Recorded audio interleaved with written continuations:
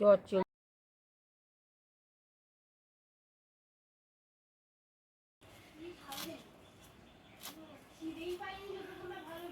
নমস্কার বন্ধুরা, সবাই কেমন আছেন? চন্দনা ফুড হাবে সবাইকে আরেকবার স্বাগত জানাই। তো বন্ধুরা, প্রচণ্ড গরম পড়েছে, আর এই গরমে কিন্তু টক খাওয়া সবারই খুবই জরুরি। তাই জন্য আজকে আমি একটা আম কেটে নিয়েছি।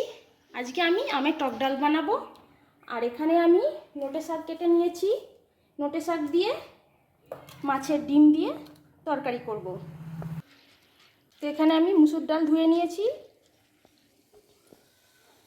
জলটা ফুটে গেছে। এবার ডালগুলো আমি দিয়ে দিচ্ছি। মুসুর ডালের টক ডাল বানাবো।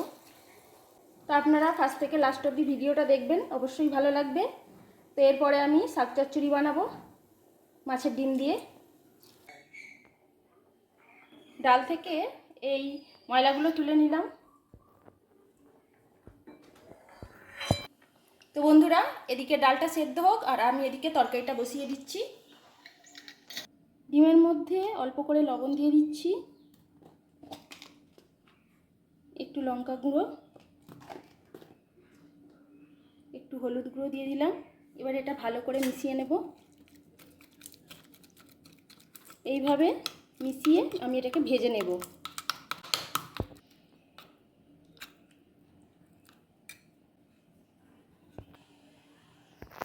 তেল গরম হয়ে গেছে, আমি এবার ডিমটা ভেজে নিচ্ছি।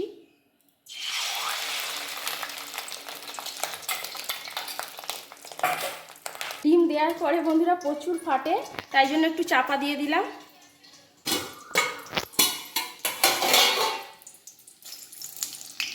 এবার ডিমটা ভালো করে উল্টে দিয়ে ভেজে নিচ্ছি। ডিমটা এবার পুরো ঘেঁটে দেবো আমি, ছোট ছোট করে একদম পিস করে গুঁড়ো করে নেব। ডিমগুলো খুব ভালো করে ভেজে নিয়েছি, এবার তুলে নিচ্ছি।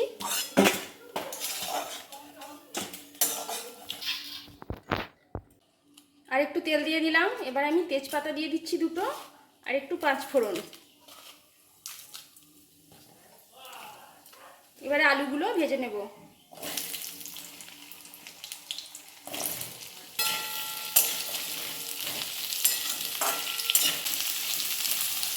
বন্ধুরা, প্রচুর গরম পড়েছে, আর এই গরমে সত্যি কথা রান্নাবান্না করতে কারোর ইচ্ছা করে না, কিন্তু খেতে গেলে তো করতেই হবে, কিছু করার নেই। আলুগুলো খুব ভালো করে ভেজে নিয়েছি, এবার পেঁয়াজগুলো দিয়ে দিচ্ছি।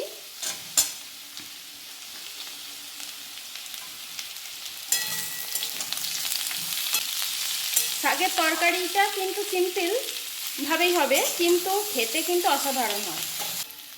আলু পেঁয়াজটা খুব ভালো করে ভেজে নিয়েছি। এবার আমি এখানে 1 চামচ আদা রসুন আর জিরে একসঙ্গে বেটে নিয়েছি, আমি দিয়ে দিচ্ছি।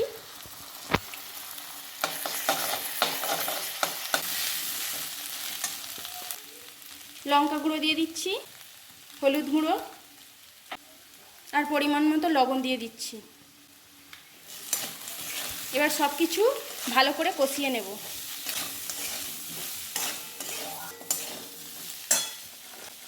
এবার মাছের ডিমগুলো আমি দিয়ে দিচ্ছি এর মধ্যে।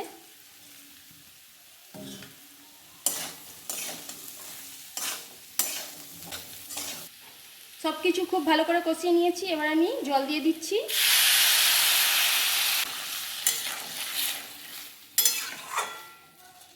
খুব একটা বেশি জল দেব না, এটাতেই হয়ে যাবে। এবার আমি শাকগুলো দিয়ে দেব।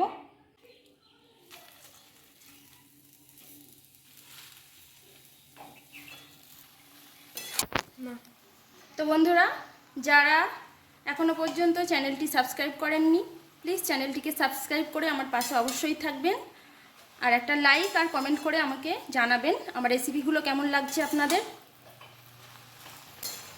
তো বন্ধুরা, আমি কিন্তু খুবই অল্প জল দিয়েছি, কারণ শাকের মধ্যে এমনিতেই জল আছে, তাই খুব একটা বেশি জল লাগবে না। এবার একটু চাপা দিয়ে দেব। শাকটা দেখতে এতটা, কিন্তু একটু পরে একদমই কমে যাবে। এবার আমি একটু চাপা দিয়ে দিচ্ছি।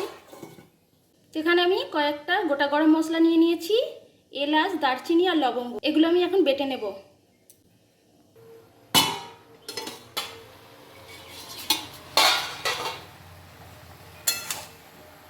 শাকটা কতটা কমে গেল দেখুন।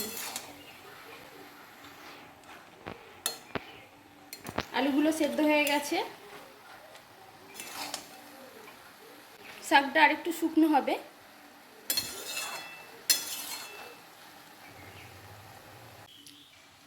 তো বন্ধুরা, নোটে শাকের তরকারিটা একদম রেডি হয়ে গেছে।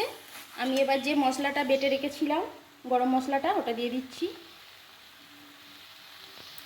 এই তরকারিটা একদম অনুষ্ঠান বাড়ির মতনই খেতে হয়।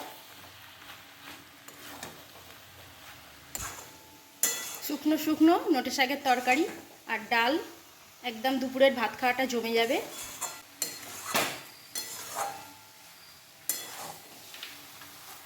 তো আমি এখন নামিয়ে ফেলছি। এদিকে ডালটা সেদ্ধ হয়ে গেছে, এবার আমি আমগুলো দিয়ে দিচ্ছি ডালের মধ্যে।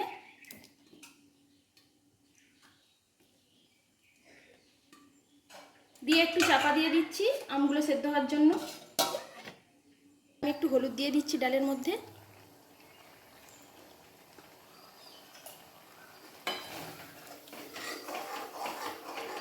এবারে পরিমাণ মতো জল দিয়ে দিচ্ছি। যে যেরকম ঝোল খাবেন ডালের সেরকমই জল দেবেন। আর টক ডাল একটু পাতলাই ভালো লাগে খেতে। তো ডালে ফোড়ন দেওয়ার জন্য আমি একটা অন্য পাত্র নিয়ে নিয়েছি। এর মধ্যে আমি তেল দিয়ে দিচ্ছি। এবারে দুটো শুকনো লঙ্কা আমি ফাটিয়ে দিয়ে দিলাম, দুটো তেজপাতা দিয়ে দিলাম, আর একটু কালো সর্ষে। এটাই হচ্ছে টক ডালের ফোড়ন, আর কিছু লাগবে না।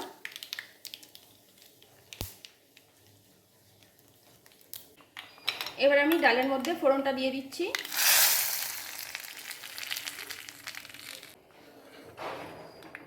যারা মিষ্টি পছন্দ করেন তারা একটু টকের মধ্যে মিষ্টি দিয়ে দিতে পারেন। তো টকের ডাল একদম রেডি হয়ে গেছে, আমি এবার নামিয়ে ফেলছি।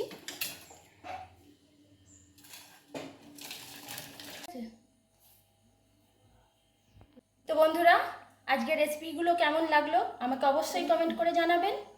আর আজকের ভিডিওটা ভালো লাগলে অবশ্যই লাইক, শেয়ার এবং সাবস্ক্রাইব করে আমার পাশে অবশ্যই থাকবেন। সবাই সুস্থ থাকুন, ভালো থাকুন, আর গরমে এরকম খাবার খান। নমস্কার বন্ধুরা।